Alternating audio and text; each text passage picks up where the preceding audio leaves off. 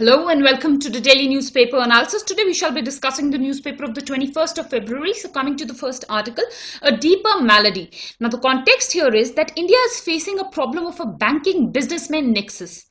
This has again been reiterated by the recent controversy with regards to the Rotomac global company case. Now this is a Kanpur-based company and it has defaulted on loans to the tune of rupees 3,695 crore. And this has happened just in the backdrop of another controversy with regards to the Punjab National Bank, where there has been a scam, there has been a loss to the tune of 11,500 crore. So this is something that is important. Now this topic itself is going to be very, very important for this year means because this is a repeated event. So that is the relevance here. Now coming to some background aspects. Now in the PNB case, we had discussed that the issue was largely with regards to some letters of undertaking which PNB had given to the businessman, that is Mr. Nirav Modi. Now in this case of Rotomac Global, the situation is a little different. What has happened here is that the banks, especially the Bank of Baroda, they had given loans to this particular company, and these loans is what this company has irresponsibly used. It has siphoned out these loans for some other purposes. For example, a person is taking a house loan. In that case, he is also going to get some tax exemptions or some benefits of the home loan. But instead of constructing a house with that particular loan, he uses that money for some other practices. So that is going to indeed be it is a crime, and also it is an unethical practice. So this is what has happened in this particular case, that the loans that were taken for a particular cause have not been used that way, and as a result of which finally the company has defaulted on these loans. So that is the entire background aspect. Now the issues which are important with regards to this particular controversy are, first and foremost, it is a reflection of the breakdown of internal control mechanisms within the banks. Now I had discussed previously also that a question is definitely going to be asked, that are the public sector banks in India so vulnerable that they are time and again falling prey to such kind of scams? So that is one issue. Another issue is with regards to the supervisory failures in this bank.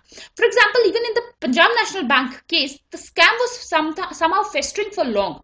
Not only that, the scam was somehow overlooked or ignored, or for that matter not brought into notice of a three-tier auditory system. So this is something that is questioning the supervisory controls within these banks. And a similar case is again going to be referred or raised in the case of Rotomac Global. So that is something that is important here. Another issue is with regards to time delay. Now here you need to know that this case of Rotomac Global is not something that is suddenly emerged, unlike the Punjab National Bank case, which the bank was not aware of. That is not the case here. Here the Bank of Baroda in the year 2015 itself had declared Rotomac Global as one of its major defaulters, and in its list of rising NPA accounts and NPA companies, it had mentioned Rotomac Global. So the question here is being asked that why has this bank taken so long to file a criminal complaint against this company? So that is something that is being raised here. The issue of time delay is important. Another thing is about the complicity of the Bank of Baroda. Now, as I've discussed before also, the Bank of Baroda was not oblivious to this problem, unlike the Punjab National Bank, which was oblivious to the problem. Bank of Baroda knew about this problem, and still it has not reported the matter early, and it has not taken remedial measures early. So that is one issue which is being raised, that was the bank also a complicit in this particular case? So this is also more in tune with the banking businessman nexus. This is something that is going to be important. Another question which is being raised is with regards to the RBI itself. Now you need to know that the RBI has been vested with the responsibility of keeping an eye on the bank books. However, if this is a failure of the public sector banks, then it is also a failure of the RBI to take corrective actions in this regard. And also it is showing lapses with regards to RBI, because even RBI has failed to detect some of these lapses on some of these scams. So that is going to be important here. Another issue which is important is with regards to corporate governance. Now corporate governance is a topic in itself in ethics paper. So there also this topic is going to become important. Now corporate governance means a form of governance where the interests of all stakeholders is something that is kept in interest or in particular in focus. So that is what corporate governance in general means.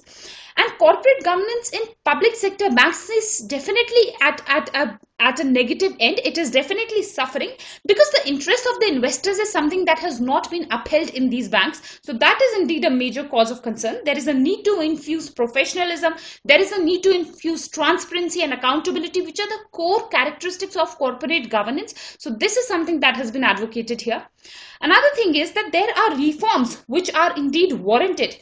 For example, there is a need to empower the banking management systems. There is a need to securing their independence from the political interference and also ensuring strict accountability for lapses. Now, these reforms is something that even the economic survey has talked about for banks. Now, here you need to understand that the government had previously assured in the backdrop of rising NPA problem of the banks, the government had assured that it is going to do a recapitalization for all the public sector banks, and the sum set was approximately 1 lakh crore. Now, this is a huge sum, and you can assess how huge it is from the fact that the entire budget for Manrega is 40,000 crore. So compared to that, you can see that this sum could have afforded approximately 2 Manregas. So definitely this is a huge sum which is going from the exchequer's money, and in this case some responsibility is something that the bank should have assured. Now, if they are not going to act responsibly, if the internal control mechanisms and the supervisory controls are going to be so weak, then what is the guarantee that again this problem of NPAs is not going to rise in the bank? So this is a pertinent question which is going to be raised here. So that is something that has been analyzed. So that is something that is also relevant for us. Another thing is with regards to public faith in banking. Now, you need to know that since the year 2008, globally also there is an erosion of public faith in the banking sector. However, to some extent, this was restored in India because the banks in India are largely public sector banks. But with such scams emerging in the public sector banks itself, the public faith in the banking sector is going to fall.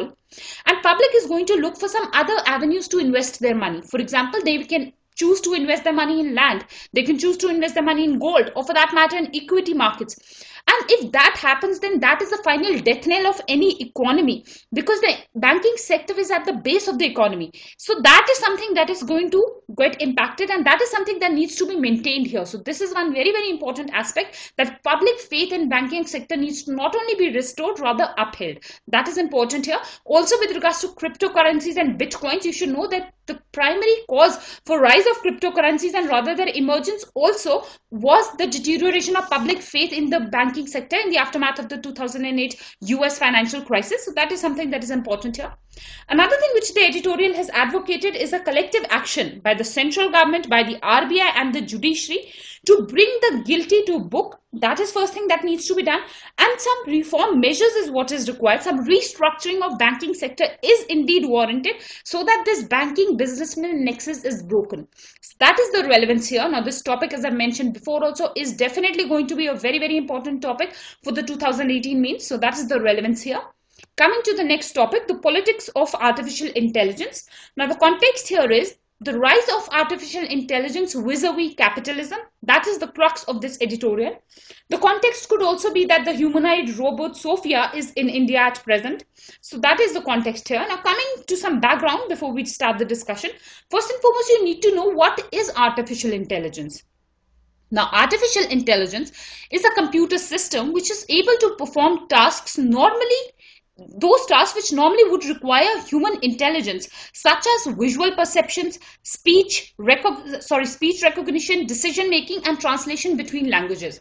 Now, for instance, a particular artificial intelligence system sees a person, for example, the Prime Minister of India, and amongst 10-20 people, that system is able to recognize who is the Prime Minister of India. So that is sort of a visual perception. So that will be a case of artificial intelligence, because otherwise it is only human beings who have this ability. So that is one example of artificial intelligence. Another thing is that artificial intelligence could be when in our phones we are speaking something, and I might speak in a different accent as compared to another person, though we might be speaking the same languages, but still the software in the in our mobile phones is able to recognize our speech. So that is also a case of speech recognition. That is also a case of artificial intelligence. So these are some examples of artificial intelligence.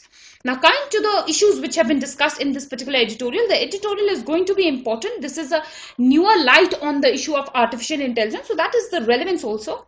Now, first and foremost is with regards to the media and film representation of artificial intelligence. Now, this is something that is not new to us. We all know that films and media have a specific focus on artificial intelligence where they describe artificial intelligence as a kind of a super intelligence which could be either very evil or it could be very good. So that fear is something that media and films create. However, the author here is saying that this fear is somehow not grounded. It cannot be proven because artificial intelligence can never match the human intelligence, which is based on a biological substrate which has been refined by millions of years of evolutionary feedback. So this is some confidence that the editorial is giving, and this you can also replicate in your answers, that artificial intelligence is not going to be able to match human intelligence, which has a evolutionary feedback of millions of years. So that is one analysis.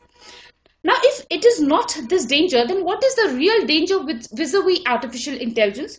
Now, the real danger of artificial intelligence is the digital and artificial intelligence capitalism, which means that the capitalists are now using both digitalization as well as artificial intelligence for their benefits, and it is this aspect which needs to be checked and corrected. So that is something that is to be feared about.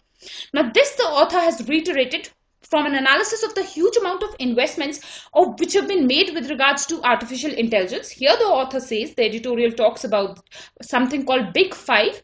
That is the big five companies who have invested in artificial intelligence. This is Alphabet, Amazon, Apple, Facebook, and Microsoft. And the investment is to the tune of $57.6 billion. So you can see the huge amount of investment. Another issue is that this investment is largely coming from the private sector and it is not a government investment, which clearly proves that the private sector is seeking some profits from artificial intelligence. Only then would they make such an investment. So that is one thing that you need to understand with regards to this investment.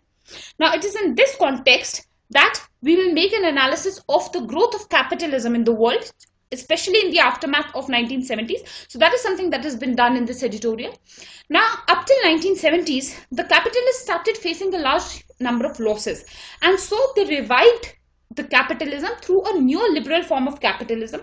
This is something that is important for us to know. Now, what was the underlying principle of this neoliberal capitalism was that it was focused on two ideas. One was financialization and the other idea was globalization. So these are the two ideas based on which capitalism revived itself. So this is something that you need to know. Now, what you understand by financialization is the increase in a country's financial sector.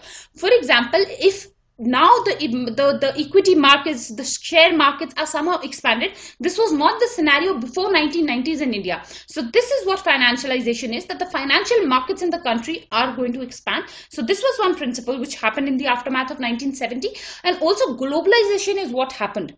Now, globalization resulted in newer markets. For example, at the time of 1970, there might not be such a demand for some type of apparels. For example, jeans is something that was not more prevalent during this particular era. But globalization in cultures resulted in a greater demand for new or created a newer market within a country where previously that item was not to be sold. So this is something that has happened, and foreign companies who were much more efficient in producing jeans, they have now come to India and they are selling their product. They have a huge market, and this is what is resulting in a capitalistic profit.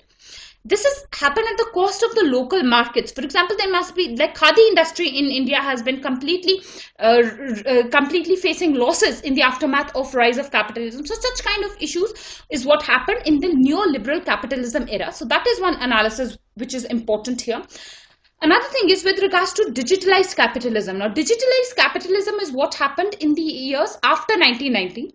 This was the era of information technology, and this was something that capitalism again benefited from. This was primarily because first and foremost it provided efficiency to capitalism. It reduced the costs of operations in capitalism because a large number of material in capitalism became digitized. So as a result of which several skills of the people were not required. So that is something that happened, and as a result of which again capitalism got a boost after 1990. So that is something that you need to know. Now, this is the modern time, and it is this time where artificial intelligence based capitalism is what is coming into prominence, and this heralds a new phase in capitalism. So this is something that the editorial has warned against. Now, this is a type of capitalism which is based on the principle of data. Now, it is this data which is going to act as a fuel for profits in the newer type of capitalism. Now, what is this data actually? For example, we are on several social networking sites, for example, Facebook, or for that matter, even Google, which is a search engine.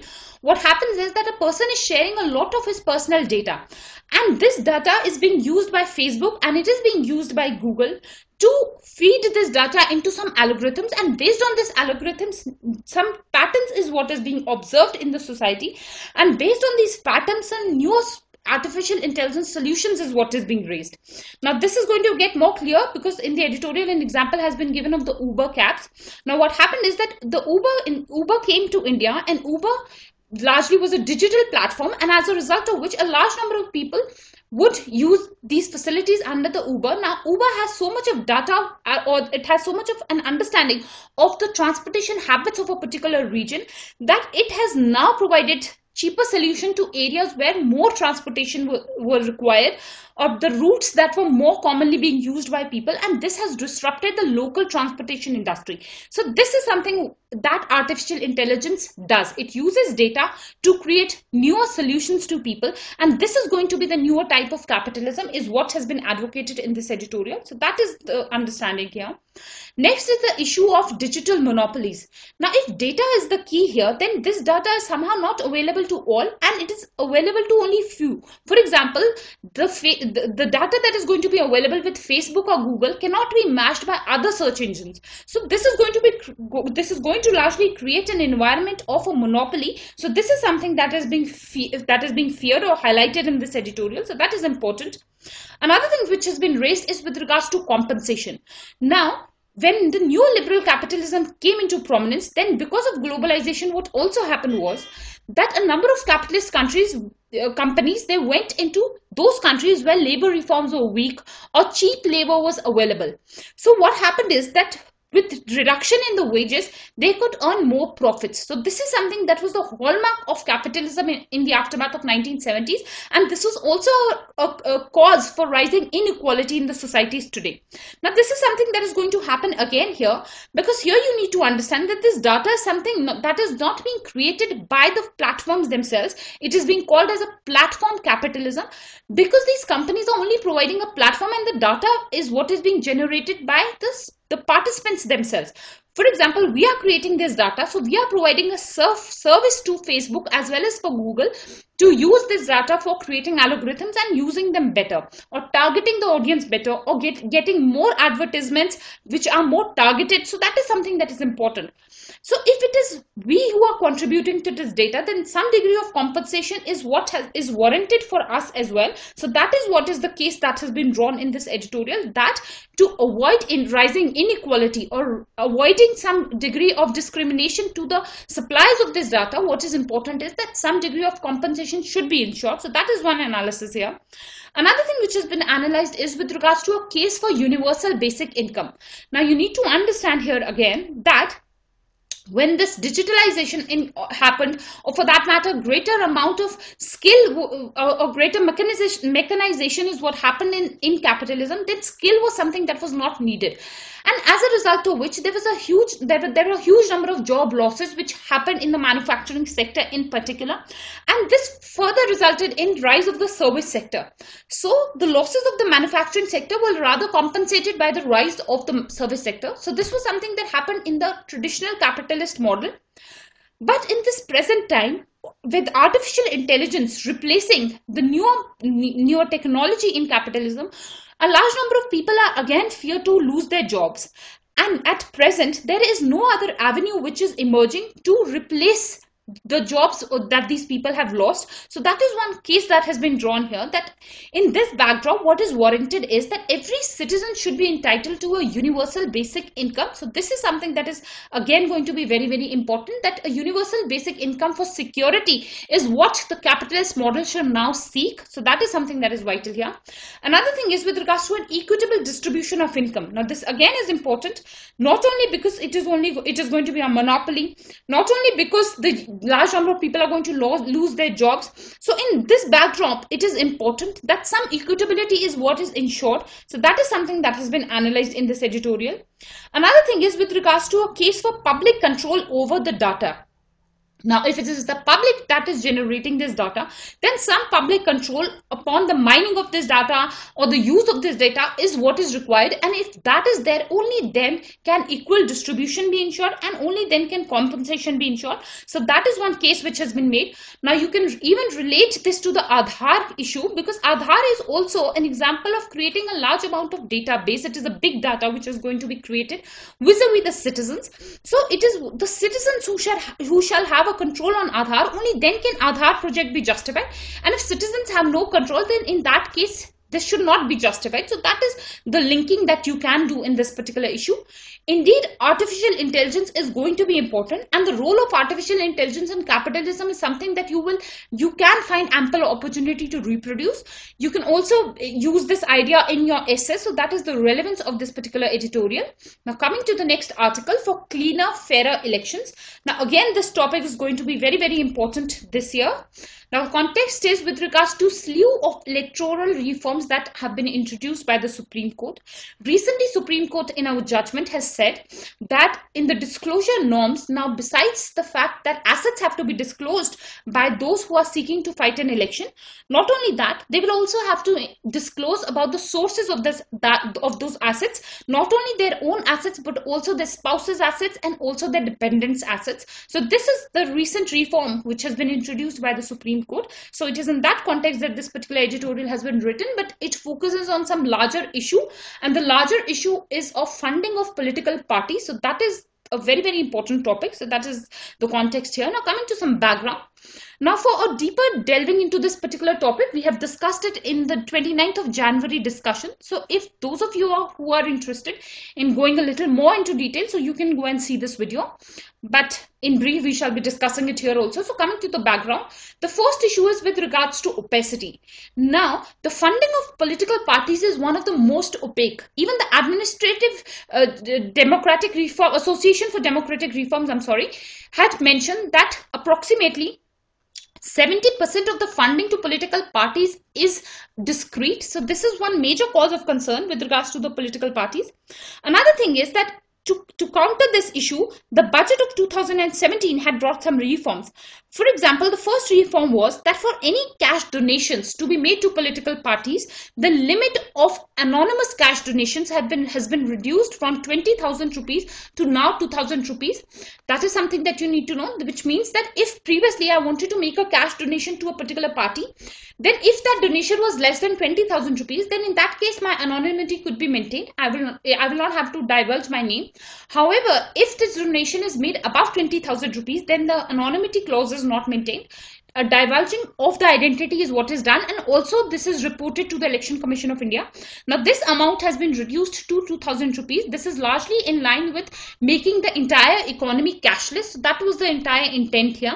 Another thing is that the budget had given the idea of electoral bond scheme, and this has recently also been introduced.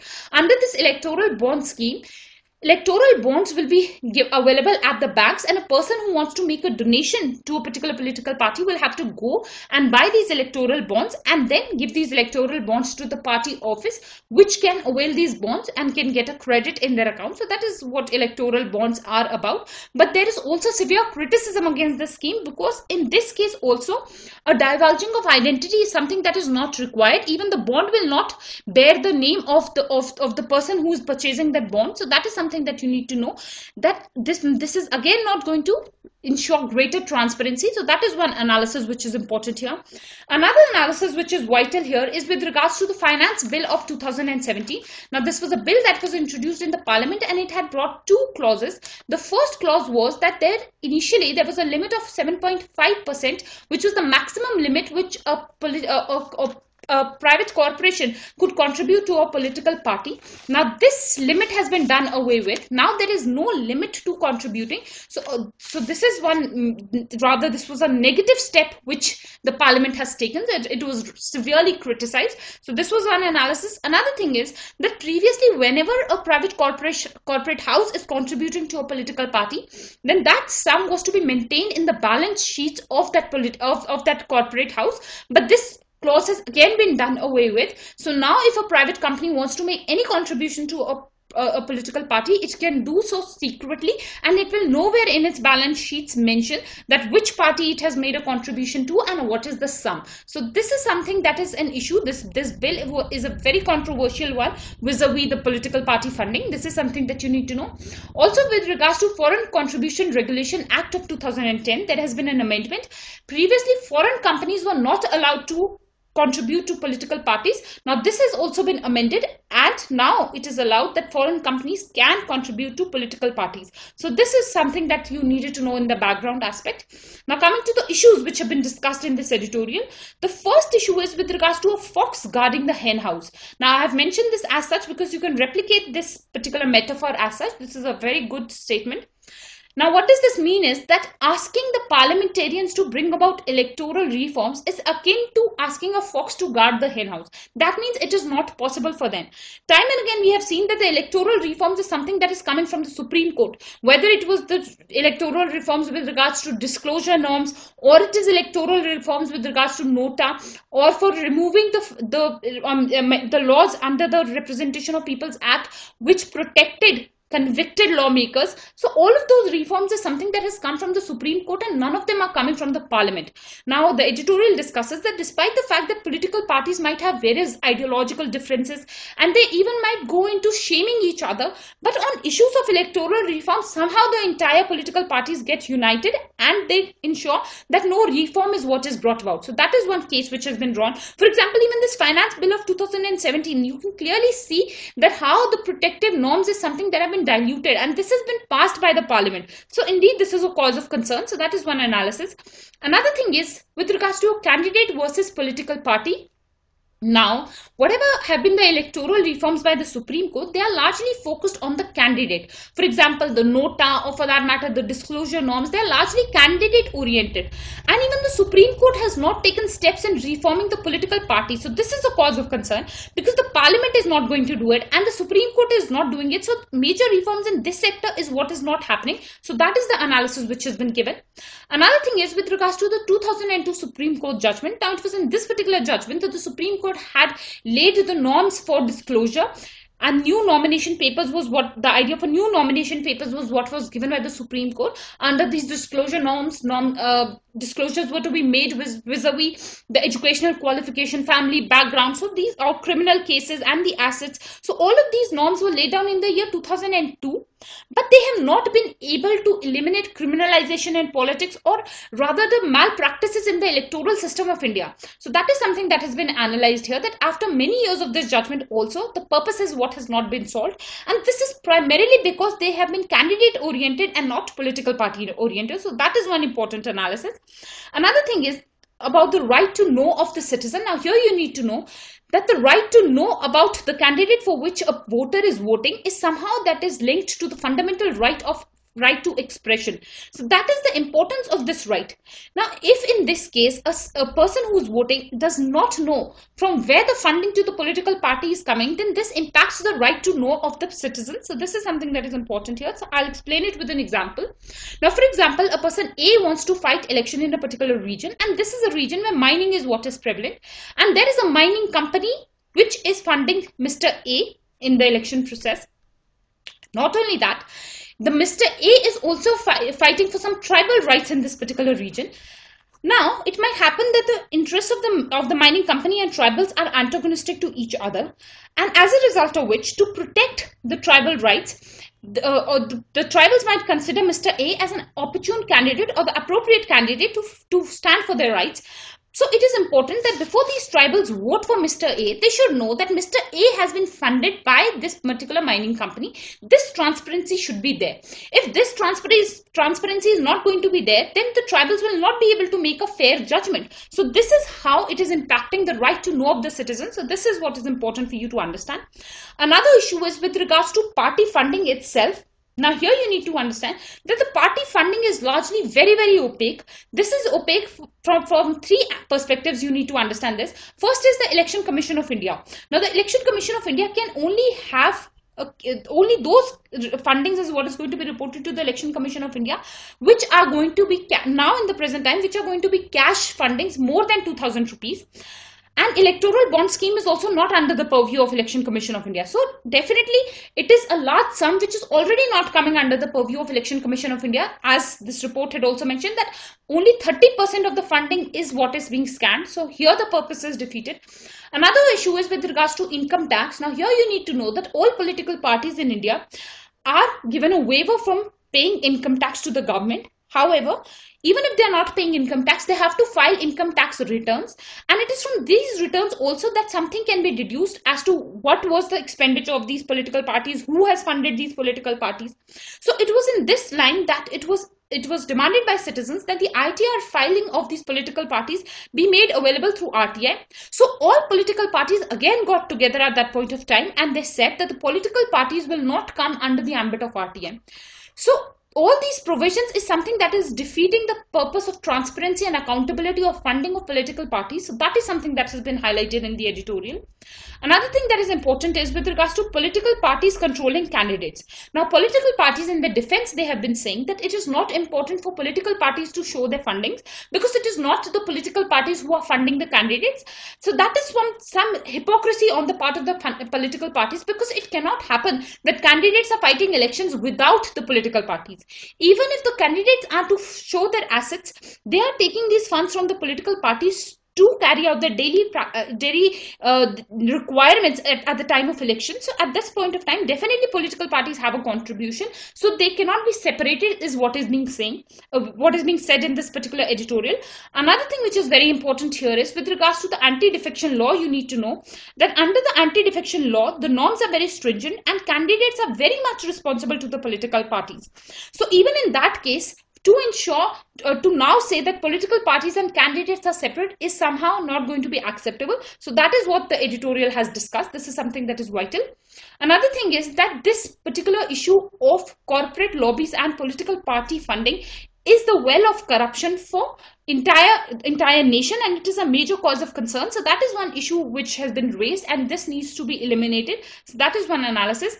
Another thing which is important in this regard is that there is a case for state funding of elections. So this should be a solution which you can offer, that instead of allowing this corruption or this unhealthy nexus, it is important that state funding of elections should be done. Not only that, it will also ensure a level playing field. A person from some modest background will also be able to fight election. So that is going to be important if there is state funding of elections.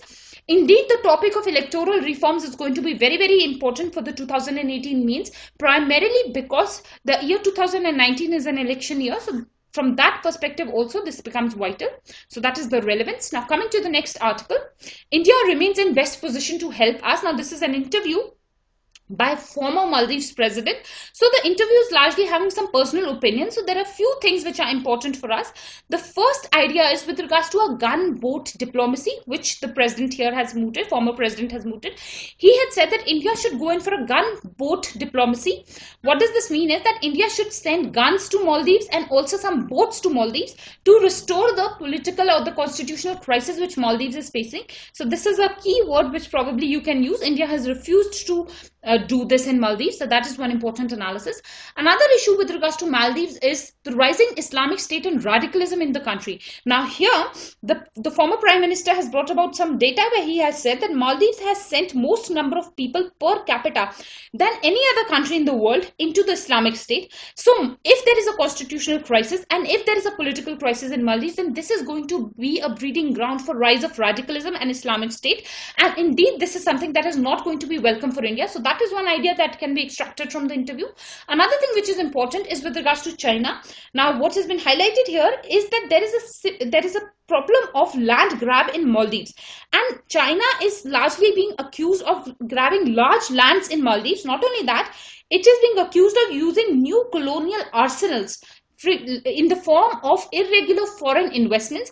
Previously also we've discussed that China is somehow following a dollar diplomacy, and Maldives is largely in debt of China, as a result of which China has become an important stakeholder in Maldives, despite the fact that till the year 2011 China did not even have an embassy in Maldives. So it is in that context that this analysis vis-a-vis China becomes important. So that has been reiterated in the interview, and that is what is important.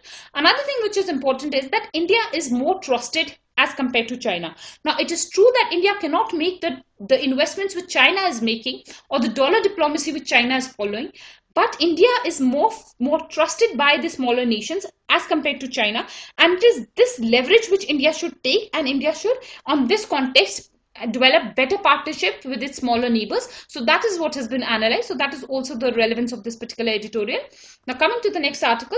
Now, this is in specific to the gun violence that we are seeing time and again in US.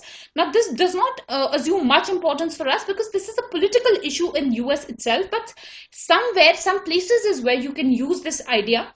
First is vis-a-vis the constitutional comparison. Now, comparison of constitutions of major countries is something that is a part of our syllabus. And US being a democracy, in that context, you can compare India and US constitution.